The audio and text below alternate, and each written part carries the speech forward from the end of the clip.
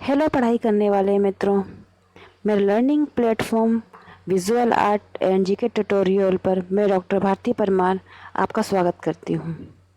दोस्तों, आज का वीडियो है भारतीय समकालीन कलाकार नित्यानंद महापात्र जी के ऊपर।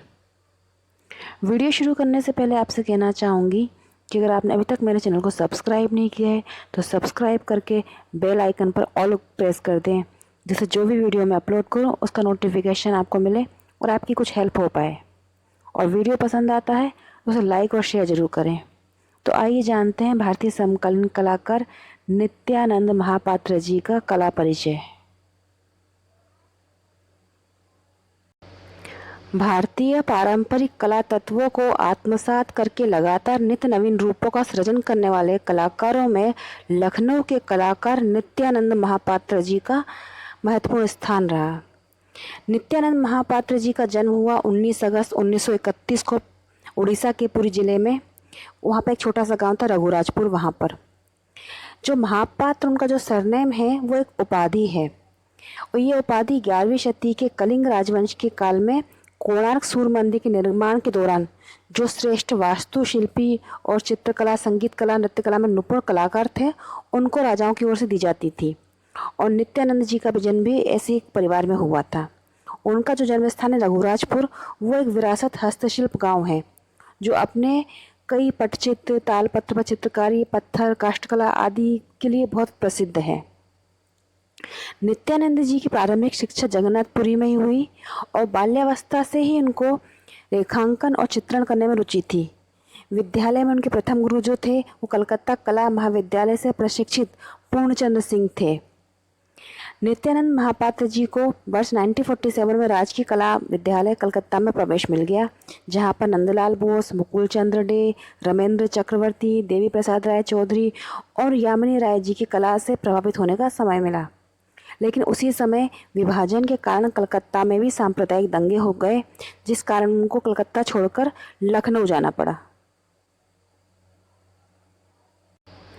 नित्यानंद महापात्र जी जब लखनऊ पहुंचे तो लखनऊ कला महाविद्यालय के प्राचार्य ललित मोहन सेन थे, और जब उनके चित्रों को उन्होंने देखा ललित मोहन सेन जी ने, तो बहुत प्रभावित हुए और सीधे तृतीय वर्ष में प्रवेश देने के लिए तैयार हो गए।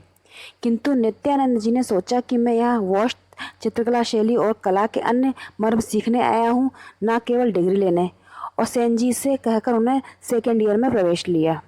और 1951 में उन्होंने लखनऊ महाविद्यालय से प्रथम श्रेणी में अपनी परीक्षाएं पास की।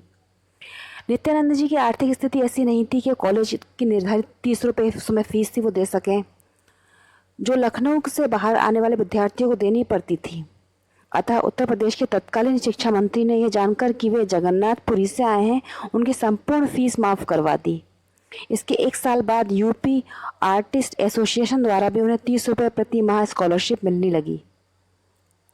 1953 में नित्यानंद महापात्र जी वापस उड़ीसा चले गए, और जब वो उड़ीसा गए तो उनका परिचय वहाँ कलकत्ता महाविद्यालय के जो स्नातक पास थे मुरलीधर टाली, उनसे हुआ। उन्होंने नित्यानंद जी को एक विशालकाय उनका एक वॉश चित्र शैली देखी और उनकी नौकरी लग गई फिर उद्योग विभाग में टेक्सटाइल डिजाइनर के पद पर। नित्यानंद महापात्र जी ने नगर पत्रिका के लिए भी कुछ दृष्टांत चित्र, और बिहार का एक उसी समय एक छात्र आंदोलन हो गया, उससे प्रेरित होकर उन्होंने एक चित्र बनाया कॉल ऑफ यूनिटी। ये कॉल ऑफ यूनिटी जब उन्होंने चित्र बनाया तो ये समाचार पत्र में छपा, और उसके छपते ही वो कला जगत में छा गए। इसके बाद 1958 में जब वहाँ पर सुधीर रंजन खस्तगीर जी लखनऊ महाविद्यालय में प्राचार्य थे, तो उन्होंने नित्यानंद महापात्र जी को वहाँ पर प्रवक्ता के पद में नियुक्त कर दिया। लेकिन वहाँ उद्योग विभाग की नौकरी चल रही थी और उद्योग विभाग उन्हें छोड़ना भी नहीं चाहता था। वो बहुत कश्म थे। आखिर में उन्होंने कला शिक्षक ही बनने का फैसला लिया, क्योंकि यहाँ सीखने सिखाने का अवसर था। नित्यानंद महापात्र जी ने पेन और इंक, जल रंग और वॉश के अलावा टेम्परा में भी कई चित्र बनाए हैं। इन विधाओं में देवी देवताओं के चित्र, डांसिंग फिगर, मुर्गी और कोए की लड़ाई, विभिन्न मुद्राओं में सांड व बकरी आदि प्रमुख हैं। कौवे की लड़ाई में कौवे का व्यवहार, गति, बल आदि का स्वाभाविक चित्रण किया है। जो बहुत ही उनका अच्छा चित्र बना है। प्रारंभ में उन्होंने अपने चारों ओर के जाने पहचाने अभिप्रायों को अपना विषय बनाया, जैसे कि व्यक्ति चित्रण के लिए वृद्धजन, निर्धन, अकाल पीड़ित आदि को चुना। और दृश्य चित्रण में उन्होंने वृक्ष के टेढ़े मेढ़े, गठीले, डरावने लगने वाले रूप और कोए बकरे आदि को चित्रित किया।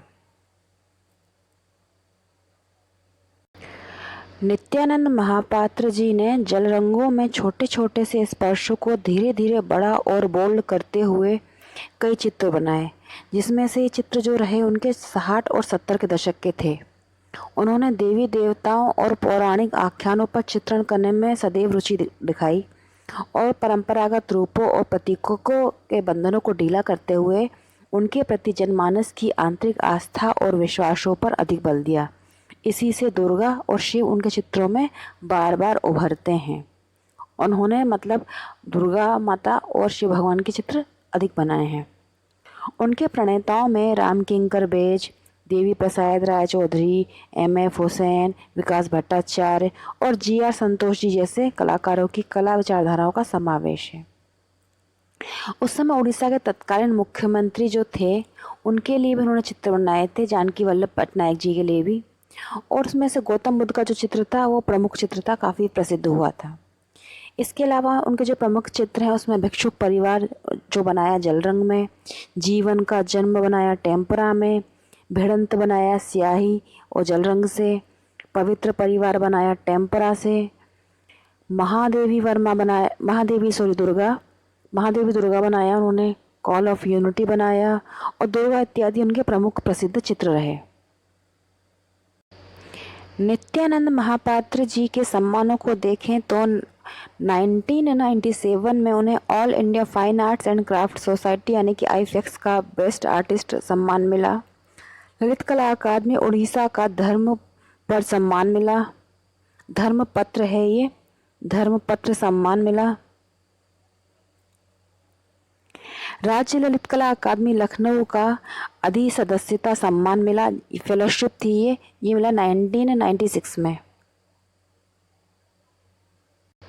नित्यानंद महापात्र जी के प्रमुख शिष्य जिन्होंने खूब नाम कमाया उनमें प्रमुख नाम है जय कृष्ण अग्रवाल जी का, सतीश चंद्र जी, श्यामल दास गुप्ता जी, R.S. धीर जी, श्याम शर्मा जी तथा सुरेंद्र पाल जोशी आदि प्रमुख हैं।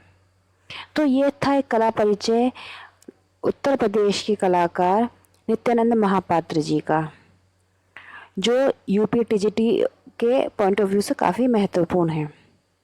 दोस्तों, अगर आपको ये वीडियो पसंद आया है तो प्लीज़ इसे लाइक ज़रूर करें और अपना ध्यान रखें, अच्छे से पढ़ाई करें। गुड लक, जय हिंद।